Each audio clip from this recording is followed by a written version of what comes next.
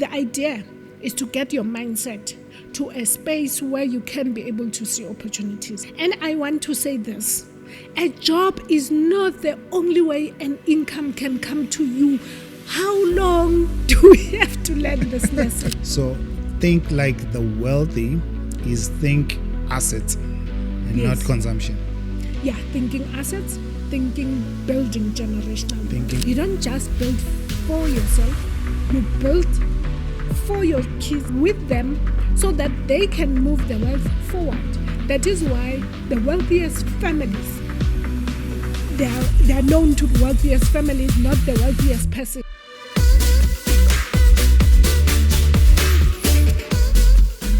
Welcome to another edition of Mindset Profits. Let's talk about future you and your wealth. I'm sitting with the author of Think Like the Wealthy, Not the Rich. Mama Nkosi, welcome. Oh, thank you. Thank you for having me.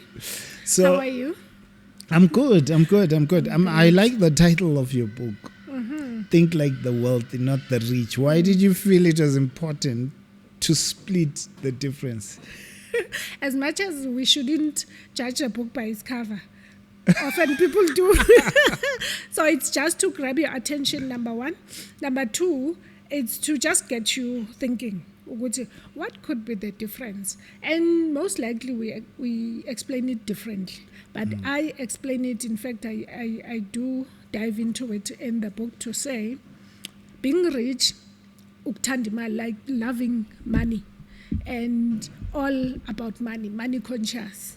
Whereas being wealthy is to create systems that generate money for generations to come. Okay, I like the difference. We'll get into it a whole lot more. So someone asked me a question.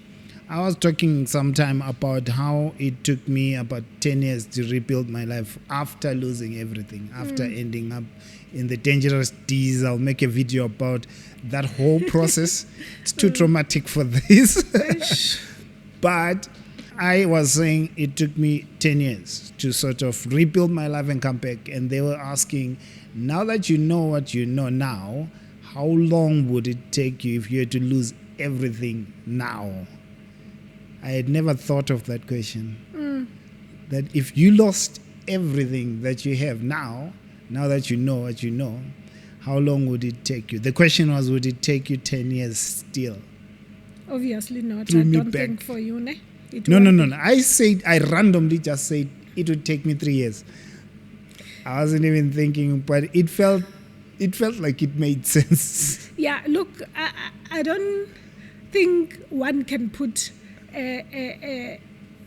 years to it, but it will definitely not take you 10 years. I don't think it will take me 10 years because I think it took me about 20 years to build everything that I've got now. I think the most critical part is that I will still feel wealthy even if I don't have the things that I have, which will make it easier for me to enter rooms with that energy and therefore attract everything else that comes with that. Yeah. How would you have answered that question? Mina, Yeah. like if I were Same to question, attach. because now Yes. your story would be, it took me 20 years to build what I have, and the person comes and says, how long would it take you if you lost Now, everything? Yeah. If I were to build to where I am now, Yes. From zero to where you are now. I think 1 year and a half. Yours is stronger than mine. No. It's not just that. Number one, I was building with someone. And then when we divorced, my wealth was cut in half. So I'm talking about the half that I have. But I still feel like that person still. Yeah, and for me, it doesn't feel like a major loss that I think would have felt if I still had the mindset of that time. Yeah. I don't know if that makes sense. No, it makes sense. When they asked me to justify my 3 years, besides the fact that I said I didn't have a podcast then, I do now. This is something I can leverage easy. I have a book now. I didn't have a book then. Exactly. And there's AI now. There wasn't AI. And so I've got like a co-pilot that will help me accelerate. So there's systems that make me work faster, make me find customers faster, make me do the research faster, make me create offers, proposals faster that I didn't have. I had to be building everything from scratch back then. So that was my rationale. And after all, it's an estimate, you know? It might take an you estimate. 3 years or 2.5 or 2 years. Slightly longer, slightly less, you never know. But So I think it made sense to say we are living in a world of opportunity. And that's one of your principles. So maybe you can give context to it, because in the book, you talk about the wealthy think abundance and not scarcity. Let's break that down. So one of the tools that helps with your abundance thinking is gratitude. So gratitude forces you to go into your everyday life and pick on each and everything that is right or going well or that you want to celebrate. So that creates an abundance mentality, because now you start realizing that your life is full of things that you otherwise you would have overlooked. Yeah, so having an abundance mentality means everything around you is an opportunity. You can't pass on the opportunity because your mind has now been sharpened to pick up on these opportunities that in the past you look past and other people are not seeing. Yeah, so that's quite the power of abundance. Why do you think people struggle to think that way? Because I remember when I lost everything, I was staying in an RTP. And in that community that I was staying in with the friends that I had, I could see that it's hard to dream, even for me. It's hard to dream for a bigger and better life, because when you wake up, everything around you says you're broke. So just dreaming big was... when you are in that space, it was hard. I got you. Here is the thing. The reason you have to think like the wealthy, you have to understand that it is a practice that you consciously have to get into, because growing up we were taught not to toot our own horn, not to think of ourselves as beautiful, because we'll think... You were taught to do humility. You know, like, I don't want to say silly things like those, but they get you in a negative space of thinking. So you are mostly wired in a negative way. So that's why you get to be depressed when you lose everything at that time, as opposed to now. That's why I get to be depressed when I'm going through difficult times in my marriage, when I was married when it was at the going, time. yeah. But because I have now taught myself, consciously have to practice picking up on all the good things that are happening in my life, it is much easier. I will not sink into depression whatever happens in my life right now, because my mind is positively wired now, you know. So that way it makes you always think of a brighter future as opposed to at that time. So if you were at that moment started doing like gratitude journal, because you literally have to teach your mind from scratch to start appreciating all the good things about you, about your environment, about your life, about people around you and all of that. And slowly but surely you shift from looking at what's bad with the situation and looking at what is good about it. No, I get you. Where does your journey begin when it comes to your wealth journey to who you are now? What are those defining moments that you default to? Okay, so I speak about it in the book that when I had marital problems, I sank into depression. Yeah. So the idea at the time was to try and get myself out of this depressive state, because for me, I couldn't see anything that was working about my life.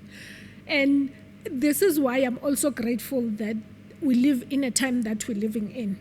I downloaded a video that teaches you what kind of things can you be grateful for? So it starts with, thank you for this day, thank you for the air that I breathe, thank you for the gift of life. So if you are listening to that, you have to thank God for the gift of life, for breathing, for all of that. So slowly I started to see that actually I'm not as bad as I thought I was. Now, because I had committed to this gratitude journal, Were you saying this out loud? I was saying it out loud and I was writing it down. So I had a gratitude journal. So every day I wrote 5 things that I'm grateful for. And some days it was tough. Coming up with things that you're grateful for when you're going through depression. Yeah. I could come with one and then it's like, okay, I'm breathing. So yeah, I started practicing coming up with 5 things every day that I'm grateful for. And then I started saying affirmations. That also helps in shifting my mind. And then I committed to listening to positive motivational videos.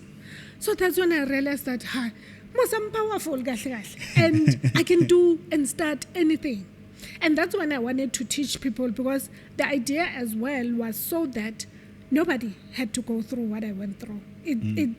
It's the darkest pit anyone can ever find themselves in. So my drive was that, how do I then educate the next person to get out of this? But now, as I was doing this, my marriage was getting better. I was getting wealthier. I'm like, what? So I'm like, oh, okay, because people most likely are going to listen to you if you talk about wealth than just saying get out of depression. I went for that. So that's when my journey, and we started being intentional with my then husband to say, okay, how then do we build on this now that we know what we know? Then we started having financial meetings. We started going to financial courses and property courses. We started buying properties strategically. Where by the time we done, it was like we had 10 properties. I'm like, what? And everybody's like, how did you do it? And it wasn't really as hard as everybody thought. So that's when the book idea came, that actually let's show them how it's done. So yeah, I then wrote the book. Something is confusing me. All right, so you say you get into marital problems. Yeah. You introduce gratitude, Yeah. affirmations, all the good stuff. Motivational videos, yes. You start to build wealth. You see the shift. The marriage improves. You start to build together. But you then say, then husband, how did it go so well and then so bad? I think at some point... you get me? I get you. Yeah. That if I had a good marriage, what am I doing being divorced? Well, I'm not asking it as harsh as you're putting it, but... But that's the question. Okay, so I think you get to a space where you appreciate the fact that you are growing different. Like you're not on the same path. Yeah, you are no longer on the same path. And the separation that is like that is very amicable. I mean, it could have gotten messy with all these properties all over the place, because now we're fighting each other. But you get to a space where you are sitting down and saying, look, you know what? I want to go this way. You want to go that way.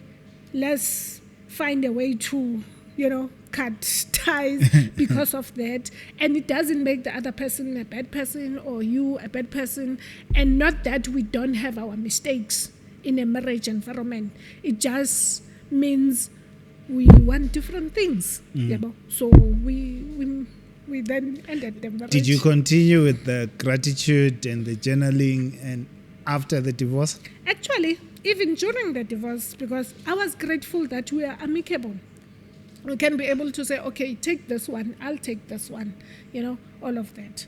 Even though my friends are not happy with me that I left the mansion, but, there are reasons for that, yeah. You are happy now. I was happy even after starting to practice these things.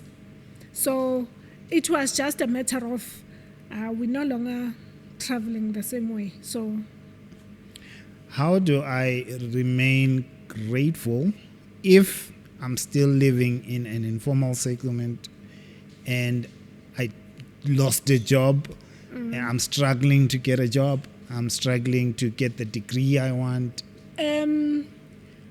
you get to a space that if you say that enough times, it does lift you out of, because the idea is to get your mindset to a space where you can be able to see opportunities.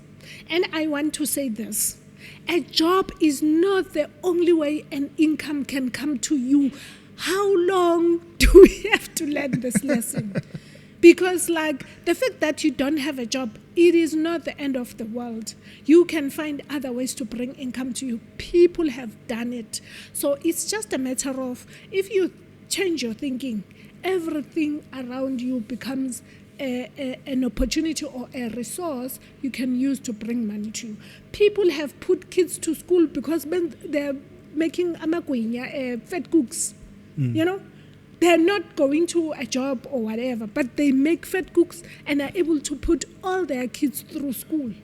You understand? So not having a job, for me, you're not saying anything. If you're saying, I have run out of business ideas, then we can talk, then we can brainstorm about other ideas on how to bring money to you. But a job is not, in fact, we shouldn't even be jobbing because it dulls our creative senses a lot, because we believe that is the only way we can be able to bring money to ourselves.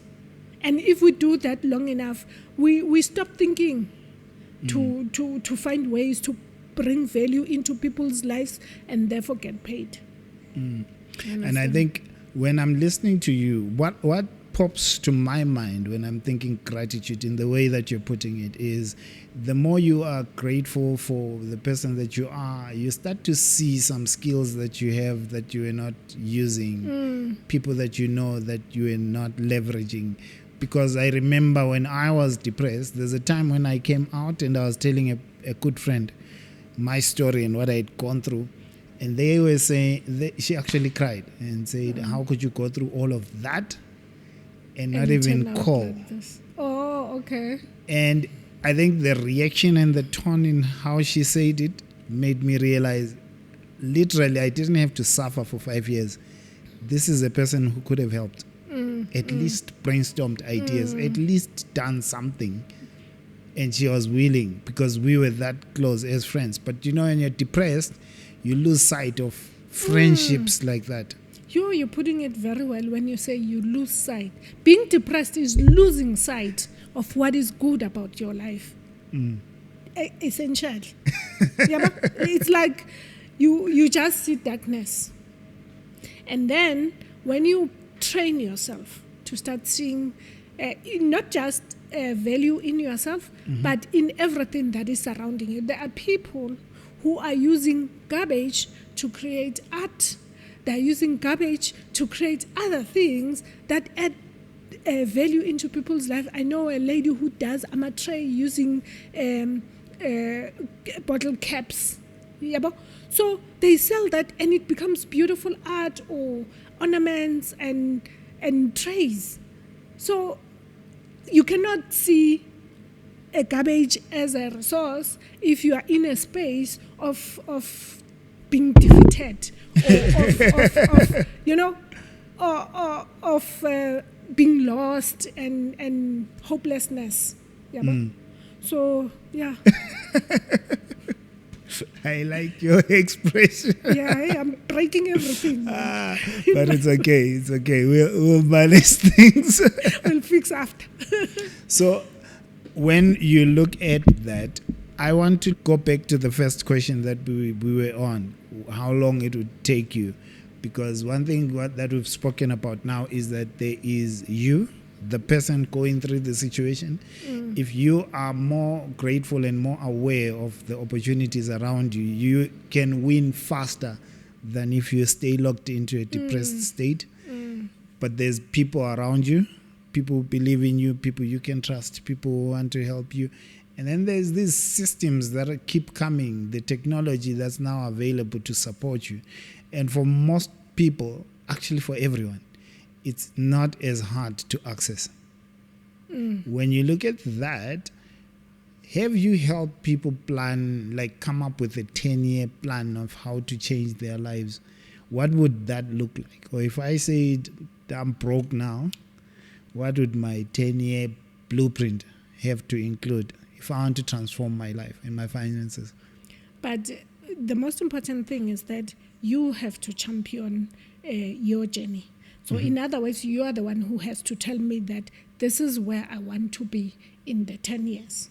So we work from there to say, okay, for you to get to this point in 10 years, first year, this is what you do, Then we have to have goals that are you're going to achieve on a monthly basis, a weekly basis, or for that year, and then we assess just like that.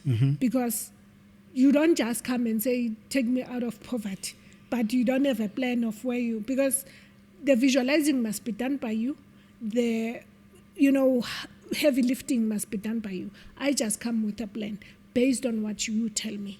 So it's something like that. Let's make it interesting. Let's say I'm broke, but I want to be a millionaire in net worth, maybe 1 million net worth in 10 years' time. What would that blueprint look like? So 1 million rands in assets or 1 million rands in your wallet? Let's say assets.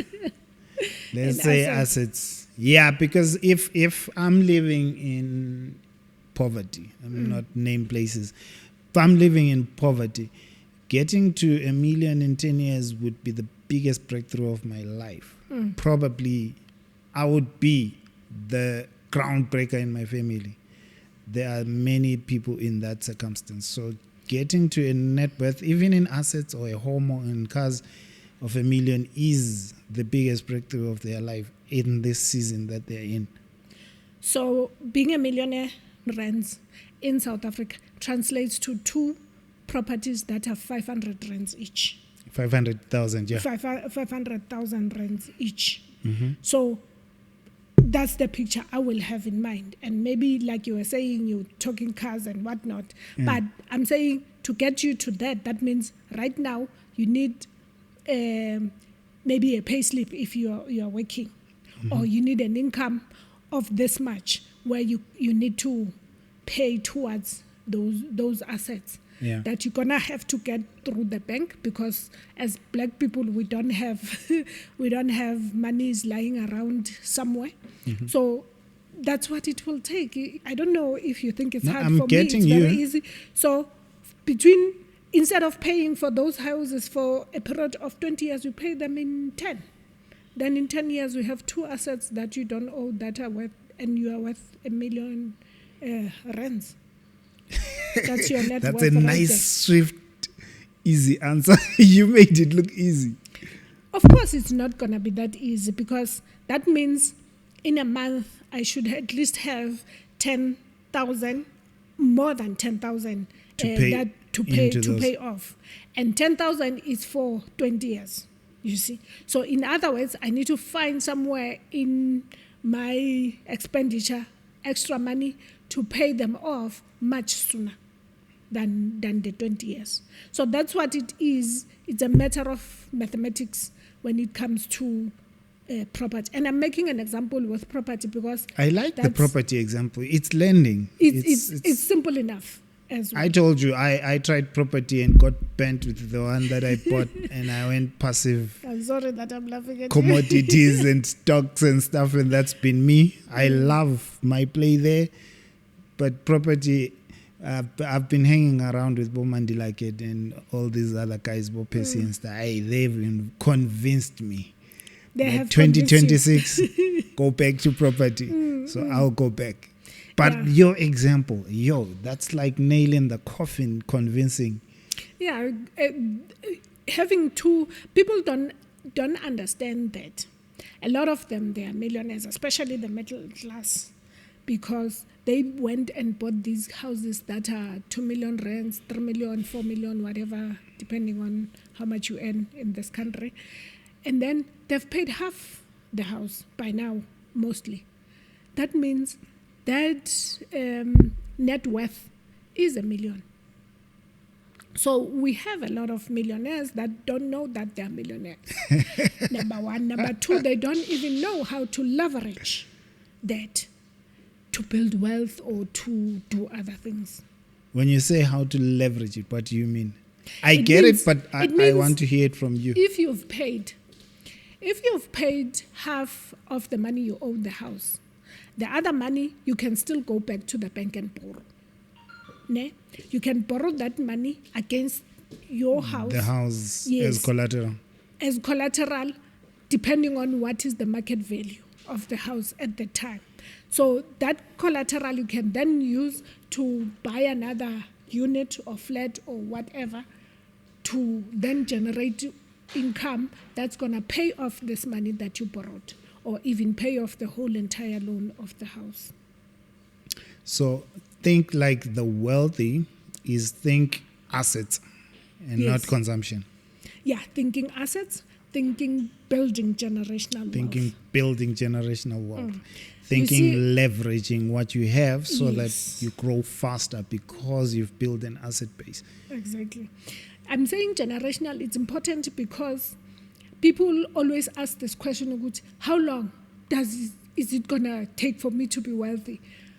The how long is based on the fact that you're thinking of just yourself, that, okay, 10 years' time, I should have million or whatever. Yeah. Whereas if you're building generationally, you don't just build for yourself, you build for your kids with them so that they can move the wealth forward. That is why the wealthiest families, they are known to be wealthiest families, not the wealthiest person. You see, so for it to be generational, there is no end, there is no how long, or it just goes on from this generation. The next one should be wealthier than the previous one, but we're going the next one and so forth. So if it is generational, and rich people don't think like that, they're thinking about cars, assets, things, not assets even, like And looking rich. Yes, and looking rich.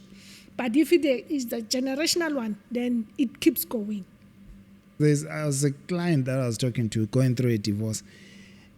According to your take, they shouldn't take it as hard that they're splitting these assets because they can build again. For them, it's an unfair settlement, sort of. It's like one partner is getting a big portion of the assets, and the other is not, because the Divorce other will is set you back. stronger and can negotiate quite assertively. Well, look, it also depends how attached are you to these material things. My pension money was,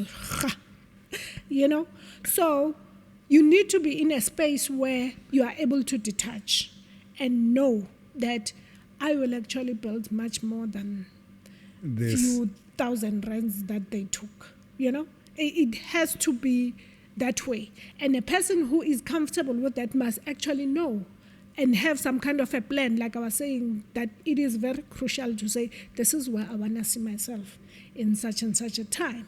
Then you can work towards that.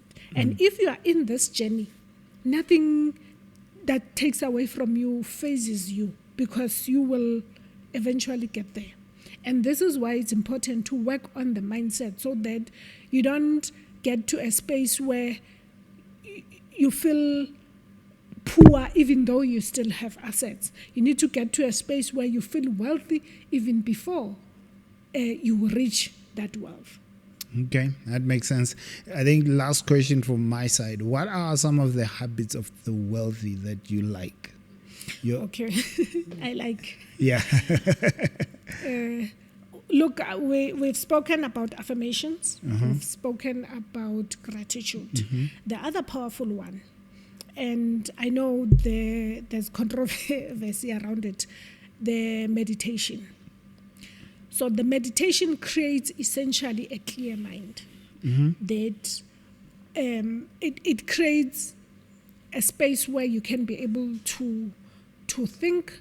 And you made an example of a friend of yours that could have helped. When you are meditating, you would have been able to remember, which, there's I've someone. got that friend. You've got that friend. So that clarity of thought, and the wealthy use that trick a lot. Like Robert Kiyosaki was saying the other day, the poor people say when they come across a purchase, they're going to say, I don't have money, which automatically shuts down the subconscious mind. Whereas the wealthy, which is leveraging on this power, where they say, how do I fund this? Then they put that question to the subconscious, and on a random Tuesday, the answer does come. Because the subconscious is designed like that. The subconscious mind is designed to answer any, and like close To answer the loop. questions that Yeah. you throw in there. And sometimes we Exactly. throw in the wrong questions. Yeah. Or not even questions. We throw in conclusions that I can't afford it. That's like a Yeah. conclusion. So that's a tool that people very much underestimate or don't know about, that a lot of the wealthy use. What does the practice look like for you? The meditation part. Is it you sit quietly for 10, 20 And be minutes? like, What is because this is what we picture. What does the practice look I like? use YouTube a lot. So I listen to Deepak Chopra. So he guides you through the meditation. So it's like you can even be sitting on a chair. You can be sitting anywhere. As long as you are in a position to take the full breath and breath out. And at any point, you must try this, whether you're driving or whatever. Take the breath, like, Driving. yeah. No, Pella, you're not closing your eyes. You are breathing. I'm talking about breathing. Or breathing. I Yeah. thought guided meditation driving. That'll put you to sleep. No, I want to talk about the fact that the breath, you can almost hear your mind Wondering. slowing down, Oh, okay. calming down. So that's why I'm saying when you're driving, then you start the breathing and take the heavy breath, like Breathing. yeah, all of it, and then breathe out. It's like magic. I'll Because try it. your mind just clears, because you are focusing on the air coming in and air coming out. That automatically, everything else in your mind just shuts down and focus on this, because your mind cannot focus in two places at once.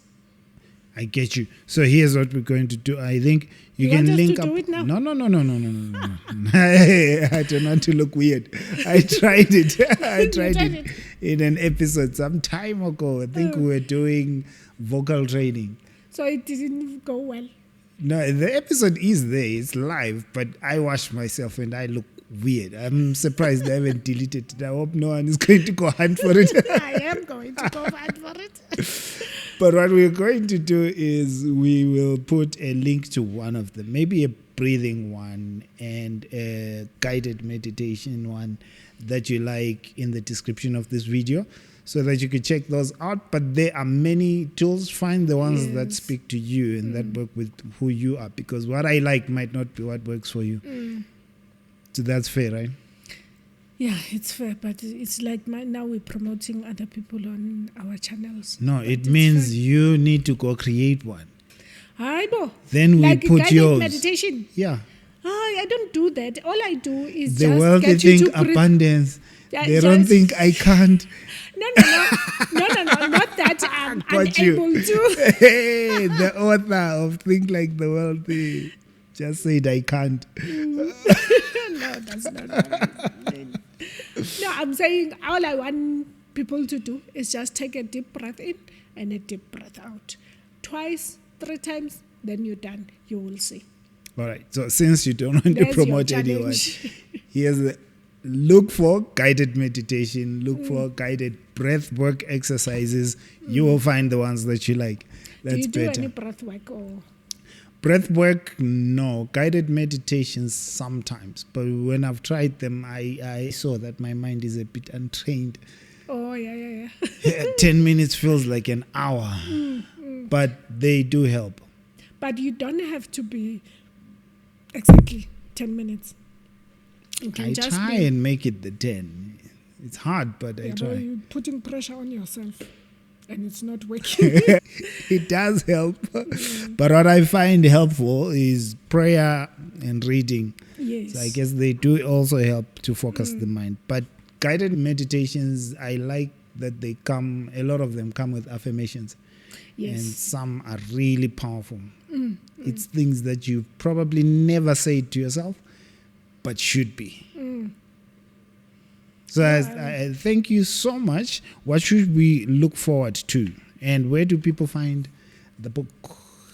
Yeah, we will leave a number link. below. Yeah. Link and the number. For What them should they to- look forward to? Otherwise, it is available on Amazon, but it's not a signed copy. On Amazon. Yeah, on Amazon. We have a YouTube channel, Think Like the Wealthy podcast.